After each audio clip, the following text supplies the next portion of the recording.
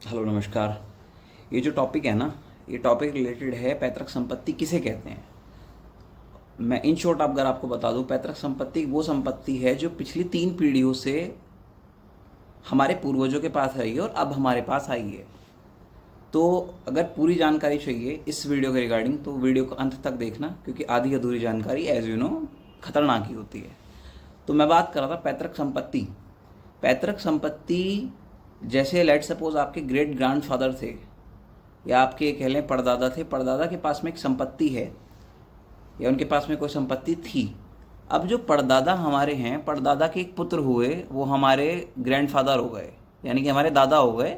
और जो दादा थे हमारे, उनके उनके जो लड़के हुए वो फादर हुए। यानी कि आप बात समझिए, सबसे पहले हम बता रहे हैं आपको ग्रेट ग्रैंडफादर, यानी कि पहले आपके परदादा हुए, सेकंड नंबर पे आपके दादा हो गए ग्रैंडफादर, और थर्ड नंबर पे आपके पिताजी हो गए।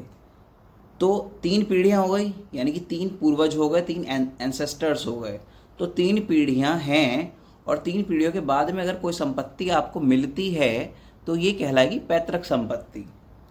और अगर पैतृक संपत्ति लेट सपोज अगर पैतृक संपत्ति आपके पास में है और आपको पैतृक संपत्ति मिल जाती है, तो उस संपत्ति को फिर हम सेल्फ एक्वायर प्रॉपर्टी कहेंगे। यानी कि वो इस तरह से हो जाएगी कि वो आपकी पैतृक संपत्ति न कहला के आपकी स्व अर्जित संपत्ति कहलाएगी। लाइक आपने वो संपत्ति खुद से ही बनाई है। तो चलिए इसको और डीप में समझते हैं। मैं एग्जांपल देता हूँ आपको। तो उदाहरण ये है कि जैसे आपके परदादा हुए, दादा हुए, और फिर आपके पिताजी हो गए। तो इन 3 आदमियों के लेट सपोज हम फॉर एग्जांपल अब पिताजी के 3 बच्चे हो जाते हैं। से फॉर एग्जांपल नंबर 1 S1 यानी कि सन 1, यानी कि आप ये कह लो एक लड़का, S2 दूसरा लड़का, और नंबर 3 पे D1 यानी कि डॉटर 1। तो 3 पुत्र हो गए, या फिर ये कह लो 3 बच्चे हो गए, 2 लड़के 1 लड़की। ये किसके हुए हैं? हमारे फादर के। ठीक है। अब इन तीनों का आपस में बॉन्ड इतना अच्छा है, कह रहे हैं कि चलो कोई दिक्कत नहीं है, जैसे चल रहा है वैसे रहने देते हैं, और हम जो है रहते हैं, कोई दिक्कत नहीं है लड़ाई झगड़ा करने की। बट लेट सपोज अगर किसी वजह से इन तीनों में, 3 बच्चों में, जो फादर के जो 3 बच्चे हुए हैं, 2 लड़के 1 लड़की, इनमें किसी वजह से कोई डिस्प्यूट अगर अराइज हो जाए, तो उसके बाद में इन तीनों को संपत्ति इक्वली डिवाइड होगी। और ये किस अधिनियम में दिया है? इंडियन सक्सेशन एक्ट 2005 में अमेंडमेंट हो गया था, उसके अंतर्गत ये संपत्ति तीनों में इक्वली डिवाइड होगी।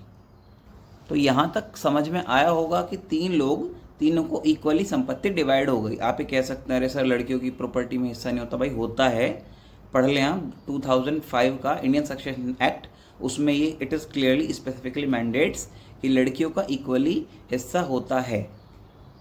तो यहाँ तक तो क्लियर हो गया। इन 3 बच्चों को, जो फादर के 3 बच्चे हुए थे, ये जो प्रॉपर्टी 3 पीढ़ियों से जो चली आ रही है, इनको जब मिल जाती है तो ये प्रॉपर्टी पैतृक संपत्ति है। बट जब अब ये संपत्ति इनको मिल चुकी है तो ये संपत्ति कहलाएगी स्व अर्जित संपत्ति। यानी कि आप कह सकते हो आपने इस संपत्ति को खुद से ही बनाया है, तो ये संपत्ति आपकी खुद की संपत्ति हो गई। अब हम इसमें थोड़ा और डीप में जाएंगे, समझिएगा ध्यान से, थोड़ा सा टेक्निकल है, थोड़ा सा डीप में जाके आराम से इत्मीनान से समझना मेरी बातों को। और अगर लेट सपोज अगर मेरी कोई कही बात आपको नहीं समझ में आ रही तो यू कैन रिपीट, आप वीडियो को दोबारा देख सकते हैं। बहुत ही अच्छे से स्पेसिफिकली क्लियरली फॉर एग्जांपल के साथ मैंने चीज़ें समझाई हैं। अब मैं बात कर रहा हूँ कि आपको याद है मैंने एक बात बोली अभी कि 3 बच्चे, तीनों को प्रॉपर्टी मिल गई, उनकी सेल्फ, अब तो उनकी स्व अर्जित संपत्ति हो गई। तब तक जब तक नहीं मिली थी तब तक तो उनकी पैतृक संपत्ति थी, लेकिन संपत्ति जब मिल गई है तो ये संपत्ति अब कहलाएगी उनकी स्वअर्जित संपत्ति। अब मैंने बताया था कि 2 लड़के 1 लड़की। अब लेट सपोज कि एक लड़का है, जो लड़का S1 था, उस लड़का S1 ने एक शादी करी W1 से, यानी कि वाइफ 1। तो ये तो शादी उसकी वैध है हिंदू मैरिज एक्ट के हिसाब से। बट लेट सपोज अगर ये S1 यानी कि जो पहला लड़का दूसरी शादी कर लेता है, तो as per Hindu Marriage act section 11 ये वॉइड मैरिज में आएगा। वॉइड मतलब शून्य मैरिज में आएगा। और जब शून्य मैरिज में आ रहा है तो उसके द्वारा करी गई शादी तो ज़ीरो है, अवैध है, उसकी कोई लीगली वैल्यू नहीं है। तो जब उसके द्वारा की गई शादी की वैल्यू नहीं है तो एक प्रश्न अराइज होता है, जैसे दूसरी शादी इसने कर ली, दूसरी शादी अवैध है, ज़ीरो है, शून्य है, वॉइड है एज पर section 11 of Hindu Marriage Act. तो जब दूसरी शादी कर ली तो जाहिर सी बात है, शादी करी है तो बच्चे होंगे। तो जो दूसरी जो W2 है S1 की, जो W2 यानी कि जो पहला लड़का था उसकी जो दूसरी वाइफ है, जब वो वाइफ से शादी करता है तो उसका जो पुत्र पैदा होगा तो क्या वो संपत्ति में क्लेम कर सकता है? नहीं कर सकता है। ये कानूनी प्रश्न है। अगर आपका बच्चा जो है, गाइडलाइंस है सुप्रीम कोर्ट की, लॉ में दिया भी गया है, अगर आपका बच्चा दूसरी पत्नी से हो जाता है तो कानून में वो बच्चा तो वैध है, प्रॉपर्टी में हिस्सा वो क्लेम कर सकता है। It is as simple as that.